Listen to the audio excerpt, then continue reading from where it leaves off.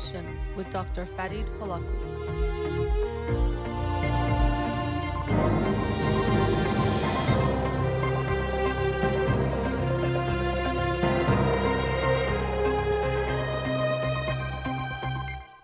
Good evening and welcome to In Session. I'm your host, Dr. Farid Holakouee, and I'll be with you for the next hour here on Radio Hamra. Studio number to call in, 310-441-0555. I'm a licensed clinical psychologist, so you can call in with any questions related to clinical psychology, including any emotional or psychological issues, parenting issues, and relationship issues as well. You can also follow me on Twitter or Instagram or like my page on Facebook to get updates on the show or suggest topics or books for the program. And the shows are uploaded at the end of each week to my SoundCloud page and podcast on iTunes. Again, our studio number, 310-441-0555. Before I get into the books, we just got back from the Radio Hamra cruise this morning, and it was an amazing experience. For those of you that were not there, wish you were, Jatun Khali, but for those of you that were there, thank you so much for your love and support and energy and for making it another incredible experience. We had a great time, and really just the energy the whole weekend was amazing. Dancing late into the night and even spontaneous breakouts of music and singing all over. It was quite an experience. So for those of you that were there, thank you also for your kind words. So many people came up and told us so many nice things, and that does motivate us and inspire us to continue to do the work here at Radio Hamra. But it was really a great experience for me to get to see so many of you. So thank you. And also to all the crew of the ship, but also all the crew from Radio Hamra and people that helped out. Thank you for everything you did, and also Commercial Travel for making it the great experience that it was. So hope you'll join us for future ones that we do. And again, thank you to all of you who were there. All right, so let's get into the books of the week. Before I talk about the book of the week from last week, this week's book of the week is Race After Technology by Ruha Benjamin. Dr. Ruha Benjamin is Associate Professor of African American Studies at Princeton University, and this book looks at how there is racism, or how the technology industry might be further reinforcing some of the already existing racial biases that exist in the United States and abroad. And so looking forward to reading that book and sharing it with you next week. The book of the week from this past week that I'll talk about tonight it's called So You Want to Talk About Race. So You Want to Talk About Race by Ijeoma Oluo. And so, as the title implies, So You Want to Talk About Race, this is a book, and a great book, to help you better understand how to discuss race and racism, more specifically in America, but it does relate to the discussions that you would have anywhere. And it is often a topic that people shy away from because it is so sensitive and loaded and has so much history to it, but also because we're so afraid to get it wrong and say the wrong things. Even I feel that, and I've felt that before, that it makes us actually avoid talking about very important issues and injustices that are going on.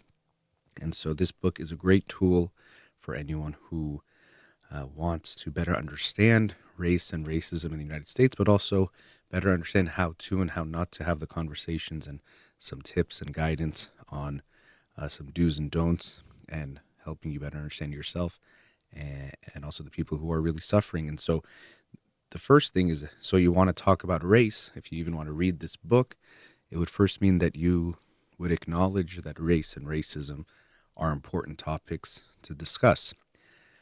And so here in the United States, I think it's very clear that we live in a system and in a country where not everyone is given the same opportunity, the same chances, and has the same experience.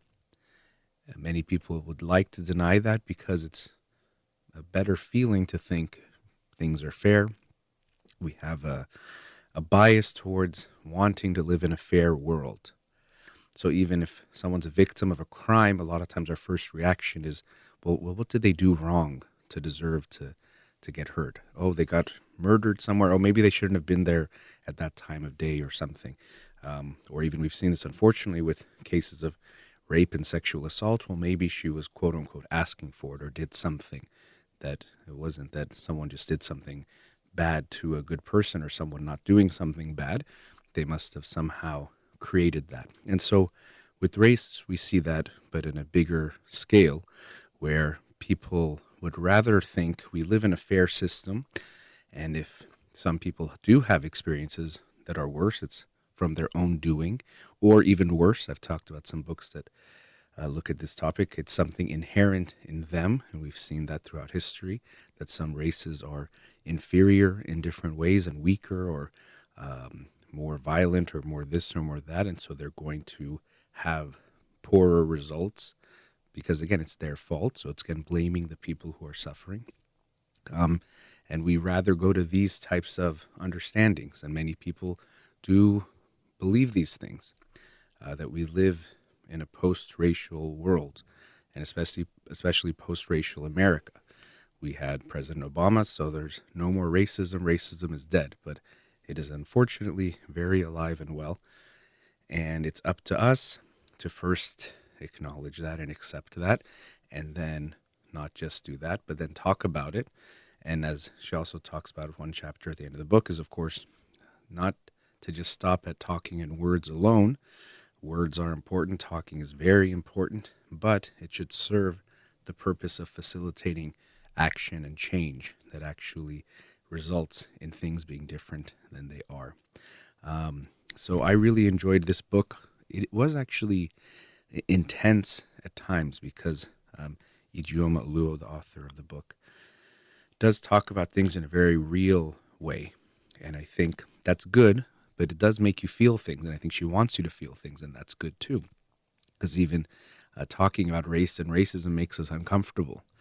And one of my goals on this show is actually to help promote uncomfortable conversations, both on the air, but also in people's lives, whether it's social topics like race and racism, or interpersonal topics where people are unhappy with each other or hurt or feeling different things, or relationships. People avoid lots of important conversations because they're uncomfortable. We have to recognize that just because a conversation is uncomfortable doesn't mean that conversation shouldn't be had. And actually, very often, the fact that it's uncomfortable is more evidence and support that it's important to have that conversation because it's about something heavy, something meaningful. And that's what makes it harder to have, but even more important to have. And so we have to first accept the reality of what we're dealing with in the United States is that there is systemic ways that certain groups are treated much more poorly and unfairly than others. And people of color are the ones who pay the price for that, are the ones who are being oppressed. And the data back that up. And the problem with statistics and data is at times people can use it to interpret things in different ways, but there's a lot of things that show that people of color, especially African Americans here in the United States, get far worse treatment in a variety of ways. And it starts from, unfortunately, birth to the grave, and also making the grave come sooner than it might for someone who is not a person of color because of how they can be treated and violence that might be done to them. So I hope that that's something. I won't get into various statistics, although at one point I might, when she talks about, for example, police brutality and race in the book, and look some of those statistics of even just being pulled over, driving while black, that it's sometimes called being pulled over because of your race, not because of what you're doing. So there's some statistics there. But the experience of individuals of color in the United States is something that we must acknowledge and accept and recognize. And denying that is further perpetuating their pain and denying their pain and making it worse. So as uncomfortable as it is, we have to face that fact that this is the world we live in. And it can be tough to accept that because, one, it doesn't feel good to live or to think there's some injustice going on. But two, it makes you feel like you're part of that system, and we are. If we're not doing anything about it, we are contributing to it. There's no neutral when there's injustice, and she talks about something like that in the book. But how if you're dealing with something unjust, you can't just remain neutral. If you're in a room and someone starts to horribly beat a child close to death, you can't say, well, I just did nothing. I didn't get involved. Well, that's siding with the oppressor and ignoring the one who's being oppressed. So that was a lot of kind of setup from the book, but I think this topic is so important that it does warrant that. But the book talks about race, racism, what it is, and I'm going to actually skip a little bit ahead to a chapter called What If I Talk About Race Wrong, which, as I mentioned, many people are so fearful of this that they avoid the conversations altogether. And I know I've been that person too. It's affected me in being afraid or not sure, being sure and just avoiding it. And there's a sentence that might help us to realize you're going to screw this up, she says, because you're going to get it wrong sometimes. We have to accept that, but that's okay. That doesn't mean don't do it. Just like you're going to screw things up when it comes to talking to your kids about sensitive topics, but it doesn't mean avoid those things. Don't talk about sex and drugs because you might say something wrong. So we have to face that. But she gives some tips about increasing the chances that you'll get it more right. You still will likely get it wrong sometimes, and I'll go over some of those. The first one is state your intentions. And I think this intentions is such a valuable word to me because it's no matter what we're doing, I always say we have to think about the intentions, whether it's posting something on social media, buying someone a gift, doing something nice, doing something mean, whatever it is. The action itself, of course, is important, but even more important often is the intention. So what's your intention in having this conversation, she says? You have to think about that. And I think what's so important to realize is that in today's culture, especially woke culture and wanting to look a certain way, very often we might be having certain conversations because we want to look a certain way. We want to come off as being someone who is, woke, progressive, open-minded, not racist, all the good things. And so that's what we're actually trying to do more than, let's say, understand a situation or understand what someone is going through or trying to make some progress. So we need to state our intentions, but I think so important to really understand our intentions. What am I trying to do? And as she talks about, sometimes people have different agendas. So two people will be having one conversation, but because they have two different agendas, two things going on, the conversation will likely go horribly wrong. The second one is remember what your top priority is. A top priority in the conversation is, and don't let your emotions override that. So if you're really trying to understand the other person or racism better, that's more important than if you feel uncomfortable, feel angry, feel your pride is at stake or being insulted in some way. The most important thing is you're trying to understand. You're trying to learn something or contribute in some positive way. Again, so if you know your intention and your priority, it can actually give you some clarity and direction in the conversation. Also, do your research, she says. Don't think that the person you're talking to, let's say it's a person of color and you want to talk to them about what they experience or about racism, don't expect that they are your Google, that they are going to answer all your questions. Go in prepared. The next one is don't make your anti-racism argument oppressive against other groups. So at times if we feel attacked or threatened in the conversation, we might attack in other ways as well, which of course won't lead to a better place. And related to that, the next one is when you start to feel defensive, stop and ask yourself why. And so a lot of the things she brings up in the book, of course, she's talking about them in the context of racism, but they're going to be true of having any kind of uncomfortable conversation or any conversation really. So you might start to feel defensive. And of course, you might feel defensive at times because you are being attacked in a way that's not okay, in a conversational way even. So someone might be insulting you in some way that's not okay or disrespecting you. So that defensive feeling can be healthy and good, but you have to stop and ask yourself why. Is it I came to this conversation thinking I was going to come off as this very cool, progressive person, and now the person is making me feel like I'm part of the problem and not really seeing the whole picture, and now I'm getting defensive. Or really, yeah, they're saying something that I think crossed the line, and even still, pause and think about that. Because she mentions throughout the book, we have to be aware that, let's say you're not feeling good about the conversation, but if we're talking about someone else's pain and suffering, that pain and suffering overrides or is more important than you just not liking parts of how the conversation feels. And this also relates to in general when people talk about race and racism and their experiences. Oftentimes people feel uncomfortable, and they actually do what number 6 is, where she says, do not tone police. And I might talk a bit more about that later. But tone policing is to tell someone, you know what, I want to hear more about how you feel oppressed in this system, but the way you're doing it is just too angry. Don't be so angry about it, and more people will listen more. I'll listen more. And so tone policing is where we're trying to dictate how someone else should express their pain and their suffering in a way that feels more okay for us. So again, we're making it more about our feelings than the person who is suffering. So don't tell me about how much it hurts in a way that feels right to you or describes what you're feeling. Say it in a way that feels good for me. And so that's why, again, we have to check our intention. If I'm trying to understand someone's experience, if they're going through something incredibly painful, then I should expect that it's going to be hard at times to hear it or talk about it. But that's because what they're going through is so hard, not because they should tone down the way they're saying that. So we actually might be contributing to a different type of oppression when we say that. You know what? Talk about your pain in a way I like. Don't talk about it in a way that you want to express it. Again, making it more about yourself. And so there's some tips there about how to handle the conversation. And another one in this list, there's 9 of them. Ask yourself, am I trying to be right or am I trying to do better? So again, am I trying to understand the situation better? See how I can be more part of the solution rather than perpetuating a problem?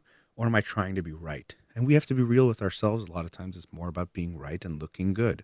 Oh, look at me and how not racist I am, that this is how I think about this. Is that really the right intention to have this conversation? In a way, you're using the other person just to make you feel good. Hey, person of color who's suffering, look at how good I am. Tell me how good I am. I'm one of the good ones, one of the good white people when it comes in this scenario.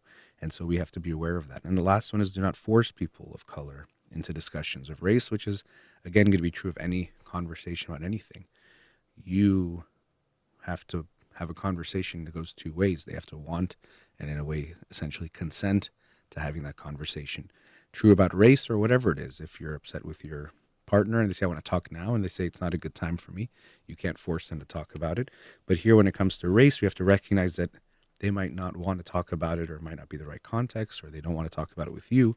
And if your intention is really to try to understand, then you probably will respect that. But if your intention is more about wanting to get something from it for you, then you might be more resistant. So again, it might be good to check that and recognize that. Now, there's so much in this book that I didn't want to just stop at one segment. So I'm going to continue talking about the book So You Want to Talk About Race by Ijeoma Oluo after the break. We'll be right back.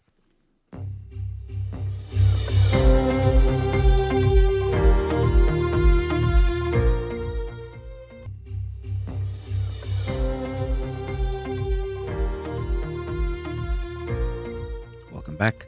Continuing the discussion on the book So You Want to Talk About Race by Ijeoma Oluo.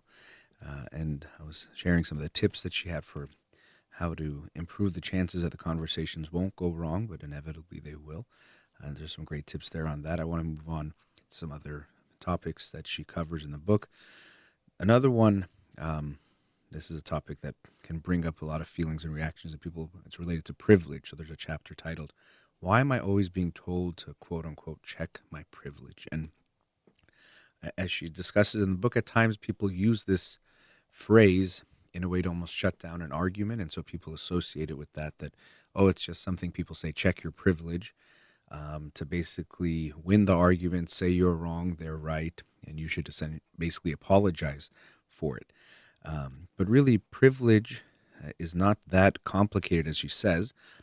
She says privilege in the social justice context is an advantage or a set of advantages that you have that others do not.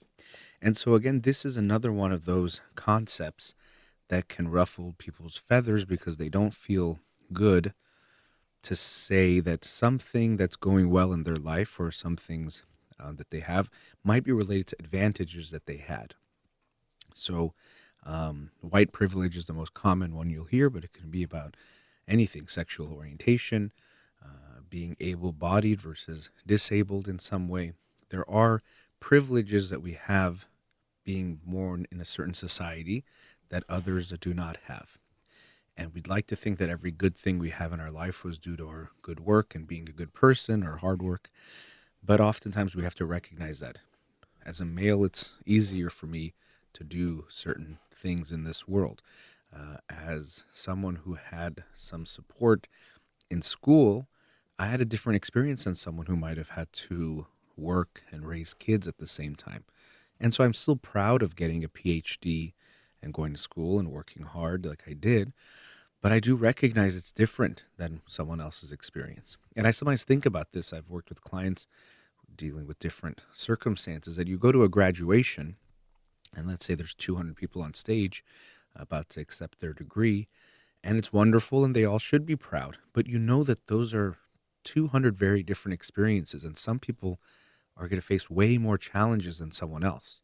So they are getting to some certain finish line, but the obstacles they had and the different types of advantages and disadvantages that they had in that race to get to that finish line might be quite different. So it's not just one thing that's happening there.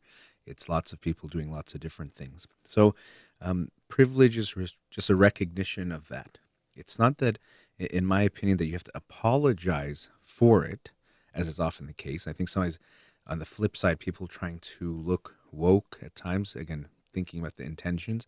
If it's just to look good, they might say, I'm so sorry for my privilege. And they apologize for it. I acknowledge it. And just that statement of I acknowledge my privilege makes them feel like they are being the good guy or good girl. And that's it. That's all that really matters. But the intention of it is important, is recognizing that. Because if you recognize your privilege, you can't give it back. I can't go back and change what my experience has been in my life. And even like I was saying about my certain advantages when it came to schooling of having the support that I had. But if I recognize those and genuinely recognize them, and also recognize that it's unfair for others to not have those same privileges, those same advantages, or essentially if it's a more even playing field and there would be no one with a specific advantage, everyone would have the same opportunity, then I would want to fight to make that right, to make it more fair. But first, I have to acknowledge the privilege existed, which a lot of people will resist because, again, it doesn't feel very good. But the truth is, we live in a world where not everyone has the same opportunities, the same chances, gets to have the same experiences, and that affects outcomes, and it is not fair. We have to recognize that and want to make that change. So checking our privilege, yes, it can be used by some in a phrase that might just be a blanket statement to win an argument or to shut someone down, but there really is something there. And so, as is often the case, we can look to someone using something in not the right way and then throw the whole thing out, throw the baby out with the bathwater. But just because you maybe have heard people use that phrase in a way that you thought was not okay, or even maybe was not okay, doesn't mean that the term itself and the concept has no meaning. It is important for us to recognize our privilege. And also, because of that, recognize those who don't have that those who are disadvantaged, and to try to make things more fair for those individuals. And then the next chapter, and she says there's a logic to that, is about intersectionality, which is another one of the terms in race, and not just race, but also, of course, because it's intersectionality, different aspects of people who are dealing with certain minority status or disadvantages. But an intersectionality is about when people, the same individual or different individuals, might have different parts of themselves that might have, I'm really not saying it very well, different parts of their identity might affect their experience. So, for example, we can talk about feminism, but the experience of a black woman might be different from that of a white woman. So if we just talk about feminism and all women as a monolith, we might not recognize the experiences of other individuals who might have a different experience than that, who might actually be disadvantaged in a further way or different ways. And the term was coined by Kimberly Crenshaw in 1989, looking at the experiences of women of color. And so this relates to privilege, because once we recognize all the different ways that we can be privileged or have privilege, we can then see the different ways that someone might have the lack of privilege or the disadvantages. So I'm an able-bodied male, so if I think of those privileges, I can recognize if you are a female who is disabled, that's a very different experiences. And so those advantages on the flip side would be a recognition of how someone might be suffering. So intersectionality is this recognition that even when you are trying to make a positive movement and positive change, recognizing that, are you including everyone within even that group that you're thinking about? Because it might be different. Even let's say you're Iranian American trying to make things better for Iranian Americans. If you don't recognize the challenges of someone who is poor and Iranian American, you might not realize that you're just trying to help, or you might end up helping just wealthy or Iranian Americans of a certain class, but not ones who are lower.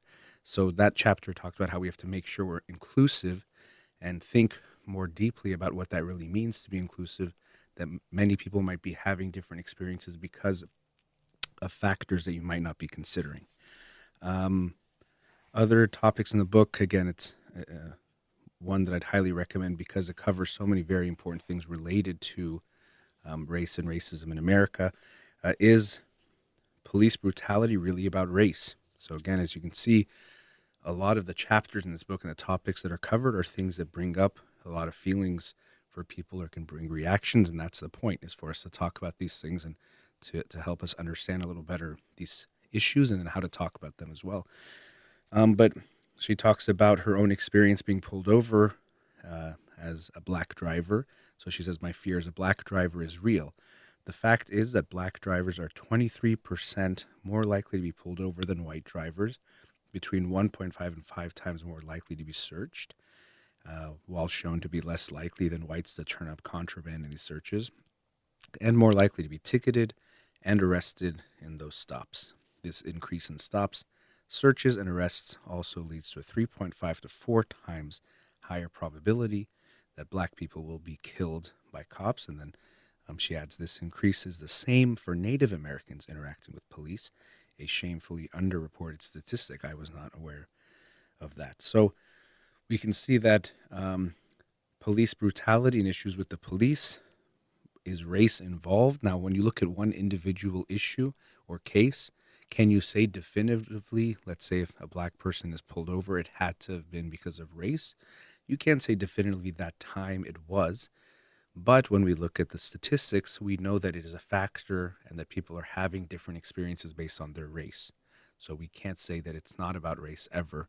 And when we see these disproportionate statistics, we realize something is going on. So this is another one of those issues where people will say, you know what, it's not about race. The police are pulling over people or getting involved just because people are doing something wrong. They're protecting, they're serving.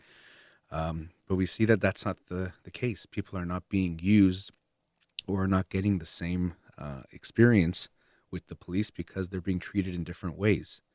And we have to recognize that. You might not be aware of what it's like to be someone else living in America, interacting with the police in a certain way. You might think, no, they're just there to help us and serve us. And of course they are, and they do a lot of good, but not everyone is going to have that same experience. And even as I'm saying that, I recognize people might have different reactions to that. And this is where we at times fall into the problem of having these false dichotomies. Either you're in favor of police and you care about police lives, or you care about African Americans' lives. And it has to be one or the other. Either Black Lives Matter or Blue Lives Matter, when they both can matter. I don't want police officers to die, but I definitely don't want African Americans to die, and especially at the hands of police in a way that is unfair and unjust. And so we can have both. It doesn't mean we don't care about police, but we can expect more. We can expect the system to change. It's not just some bad apples that are doing some bad things. We know the systems are there, and that racism exists in the country, and that's going to affect how individuals relate and react to people of different races, unfortunately, and that itself has a big impact. So all these issues, of course, are going to be interrelated in some way because as long as there's racist beliefs and stereotypes of certain groups of people being a certain way, that's going to affect how we automatically respond to people. We can look at those implicit biases as well. Um, there's also a chapter on the school to prison pipeline. That was a very emotional one for me to read because I do work with the children on Skid Row who are mostly black and brown children, and seeing how they are from a very young age not given the same opportunity. There's statistics showing that African American children are more likely to be suspended for the same actions as white children. So already they're being treated in a racially profiled way. Their actions are seen as more aggressive, more needing suspensions and expulsions. And so, of course, this is going to contribute to how these kids feel about themselves, how they feel about the educational system, the system in general, how the society feels about them, and is more likely to lead to them ending up in prison. And so 1 in 3 black men, I believe is the statistic, will be in prison or in the prison system at some time. And so this, again, we have to recognize is not because something inherent in them, it's something inherent now in our system that needs to change. And so that chapter made me think of those kids that I work with, and I already feel it all the time that, of course, these children are not given a fair shot at life. They're not given the same opportunities most children have and all children deserve. And that breaks my heart always in reading that chapter.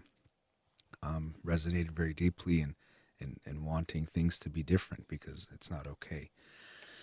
I do want to wrap up now because I had 2 full segments on the book, but it is just that, a book that can be talked about at length. And so she talks about it at the end of the book, a few pages, basically a discussion guide on so you want to talk about race, so to talk about this book. And I highly recommend it for individuals to read it, but also to have book clubs and discussions about it, because that's what the book is about, is to have those discussions, but of course not to just stop at those words, to then bring about change. So I hope you'll read it and share your thoughts with me if you'd like. So that was the book, So You Want to Talk About Race by Ijeoma Oluo. Let's go to our last commercial break. We'll be right back.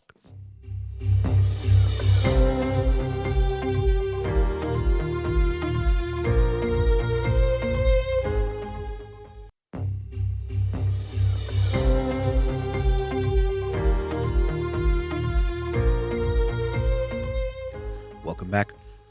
For the last segment, I wanted to share some thoughts on the memorial of Kobe Bryant, which was held today at Staples Center. Because we were coming back from the cruise, I actually had to miss the beginning part of it.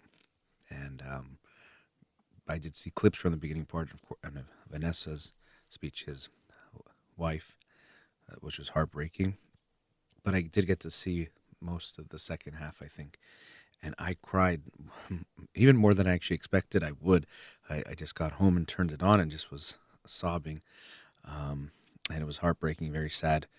And so just wanted to share some of the thoughts on that one about grieving itself and how painful it could be. And yet there's no obviously manual or guidebooks. Well, there's lots of books on it, but most of us don't know exactly what we're supposed to do or how we're supposed to go through it. And the truth of it is, of course, it's just going to be hard. It has to be difficult. And part of what makes it so difficult is that it's hard to say goodbye. It's painful because we love our loved ones.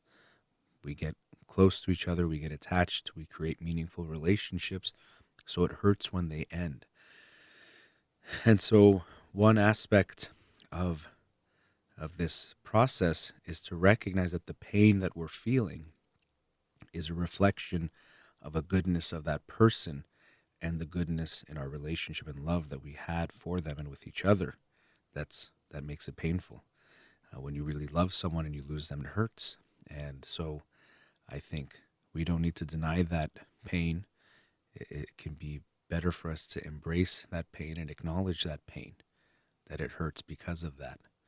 And so many people were saddened by the death of Kobe Bryant. People, of course, that knew him very well and they were sharing their words, but others like me who, I mean, I guess I saw him up close but never had an interaction with him other than me screaming for him either at the TV or at a game.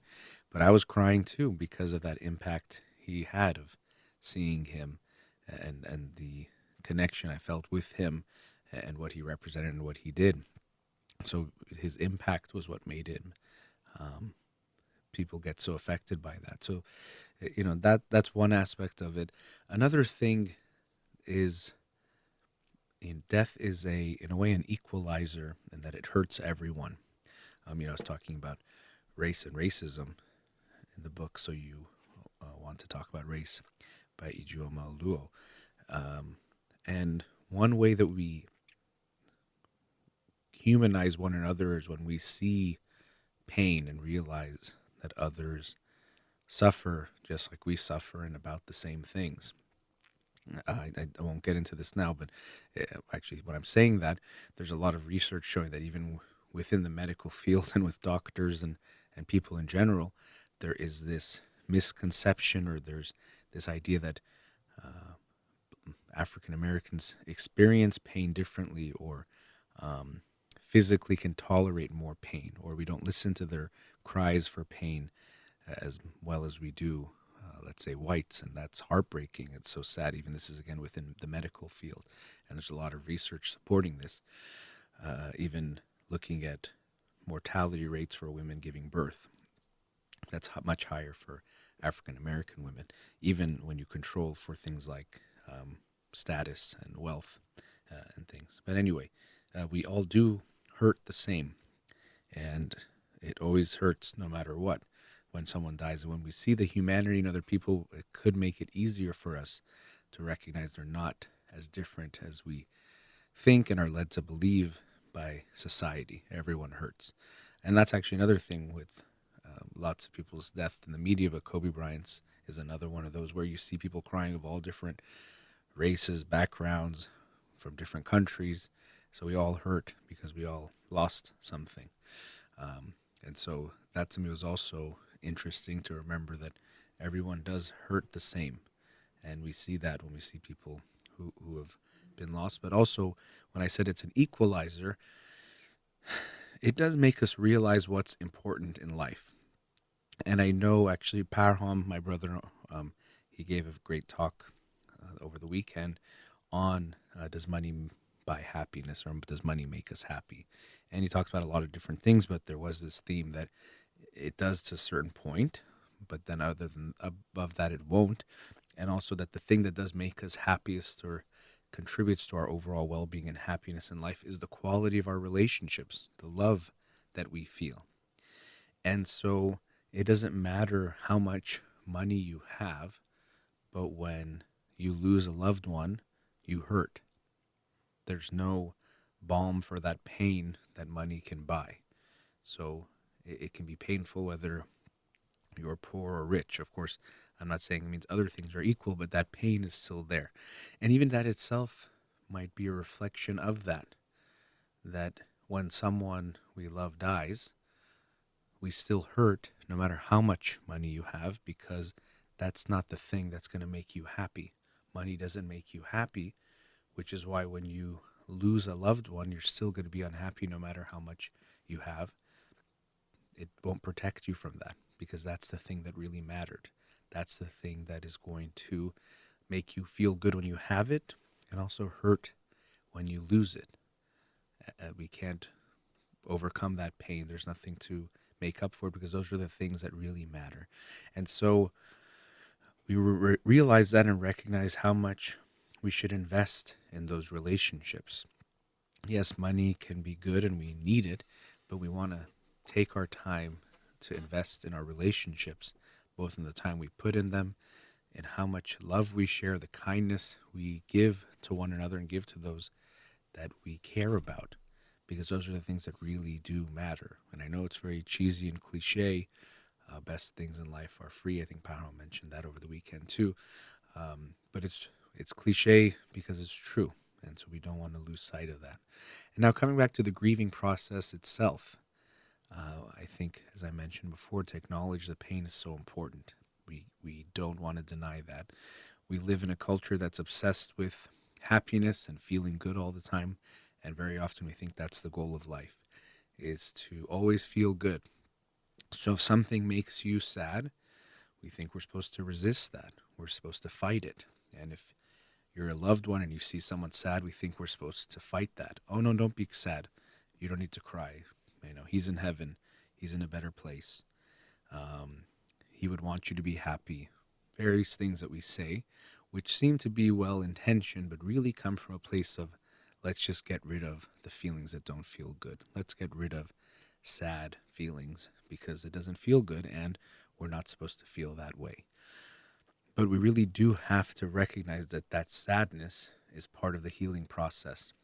Just like if you break a bone, you need to let it rest. It's going to hurt, and you also have to give it some space to rest. When your heart breaks because you've lost someone, you're going to feel pain, and you need to give it time to heal. That's how things work. Things get hurt, they need to heal. And so feeling sad is a big part of that process. Now, I won't get into the stages of grief because we do go through different emotions in that process. It can bring up a lot of feelings. If it's someone you had a relationship with, you can also get some bad feelings that come up, and that can be very challenging. How can I be mad at someone who is now dead? How can I still be upset or hurt by things they did or didn't do in my life? And that's another reality of life, is that we can love one another, but it doesn't mean there was never bad moments or hurt feelings in any relationship. Any meaningful, deeply connected relationship will also have hurt in it. That's just part of how relationships go. When we get so close to one another, when we care about one another, we have the capacity to do so much good, but also in the process, sometimes some hurt comes, and we accept that as the price we pay to be in relationships or what's needed. We have to be able to have that closeness, and with that closeness comes some pain as well. So that can be hard for people to process. How do I deal with these feelings? And so they can feel guilty. How can I be upset with someone who's now gone? How can I be mad at them? How can I still be upset about this? And you can feel both. You can forgive them still, even if you didn't do it while they were alive. But you can feel that in the moment and hopefully forgive them to let go of that negative feeling that's attached to it. Doesn't mean you'll ever be okay with what they did or will say that it was okay, but you might not hold on to that same feeling about it, and you can still do that. It might make you regret never having those conversations with them. And to me, that's also another reminder to have of, you know what, I might not get the chance to resolve these things with them if I keep waiting. I will lose that opportunity someday. And so it's not only about expressing our love to one another, which of course we want to do, give each other love, share that love. I think Jimmy Kimmel at the end of the memorial said something about hug the ones you love. So give that love, but it's also have those conversations. And I really didn't expect to make this tie in, but I was talking about the book So You Want to Talk About Race and saying how we don't want to avoid uncomfortable conversations because they're exactly that, uncomfortable. They don't feel good. And so that feeling of discomfort in the moment will always push us away from it. That's how we are. The feeling in the moment will be the one that often dictates what we do if we don't think about it, to override that, to realize, you know what, I know this doesn't feel good, but I want to have it anyway. And as I mentioned in the first segment, I know it doesn't feel good, but actually the fact that it doesn't feel good is part of why it's so important to have this conversation, because it has all these intense feelings in it that deserve to be looked at and resolved, and can be resolved if we talk about it, but just holding on to it and avoiding the conversation won't make things any better. So along with showing our love to the ones around us, let's not forget to have those conversations, the ones that might be unpleasant, because you might think, well, we only have so long with each other, so let's make it always good and positive. And there's something to that. Let's have good times together. Let's enjoy each other. But avoiding the pain, avoiding these negative feelings doesn't make them go away. It only will make us further apart from each other. So even those good times won't be as sweet when you have those negative feelings between one another. When you have these unresolved issues, then when you have those sweet moments, they won't feel as good as if you actually resolve them. Then when you really have those good moments, you'll be so much deeply connected, so much more deeply connected, and there won't be that bad feeling that you're holding on to. So it'll be so much more beautiful what you share with one another. So having a conversation that doesn't feel good in the moment is oftentimes the most loving thing we can do, and one of the best things we can do for our relationship or relationships and for our loved ones. But coming back to the pain, it's so bad. I think all of us can only imagine what Vanessa is going through, losing a daughter and husband on the same day. It's very painful and heartbreaking, and that she was even able to talk today was remarkable. And while I say that, I also recognize being aware of the pitfalls of saying someone is being strong when they're going through a grieving process, which usually means they're not crying or doing something. And we definitely saw her crying, which of course I think was expected. But I think I always want to be careful about that, because often people perpetuate this idea that you should be strong, which means don't cry, and that's the right way to heal, when really we need to be able to feel that pain, and we shouldn't deny that in order to look a certain way, or for people to see it a certain way, or even just for ourselves to not judge ourselves negatively. So, of course, condolences to everyone affected by that tragedy, but we all are dealing with different losses. And so whoever's listening out there, I'm sure many of you, almost all of you, are dealing with pain or have pain from people that you've lost in your life. And it can be a lifelong process. Oftentimes, a very common experience or quote that people will say is, well, when am I going to get over this? Or they might say it about someone else, when will they get over the loss? And what people tend to recognize is when it comes to those big, significant losses, you never get over it. Life will never be the same. And maybe it makes sense that it'll never be the same. It doesn't mean life doesn't go on. It does. And you might learn more and more how to live with that pain. But it might always leave a scar on your heart that doesn't go away. And that might be the rest of your life, might be with that scar and figuring out how to deal with it. And we have to give ourselves that space and other people that space, that life might not ever be the same based on what they went through. And we have to accept that and recognize that. And if someone needs to be sad for some time, to give them and give ourselves that space to be sad, to grieve, to go through what we need to in that process. Don't deny yourself and don't deny others that healing that they will need. And also, when we're there for someone going through something like the loss of a loved one, of course we can't do anything to bring them back. Of course, they themselves and you would want to do that if you could do it, but you obviously cannot. All you can do is be there for the person. And that itself is worth a lot. Even I was talking to my cousin Farid, and he was talking about some things he was going through, and having his loved one nearby, he said, was making something much easier for him. Or he was realizing how much just the presence was important. And that's true for all of us. Sometimes we just want someone to sit with us. You don't have to make us laugh. Sometimes we might want that, but you don't have to cheer us up. You can't take away the pain. You can't change what has happened. But being there will make it at least easier or less hard. It'll still be hard, but you can make it less difficult and challenging. And that's worth everything. That's all we can get from one another, and that's why we have one another, to make this life that we're living, which can be hard at times, a little bit less hard, and to make other moments much more beautiful. All right, that brings us to the end of tonight's show. Thank you to Amir here in the studio. You've been listening to In Session with Dr. Farid Holakouee. Have a wonderful night.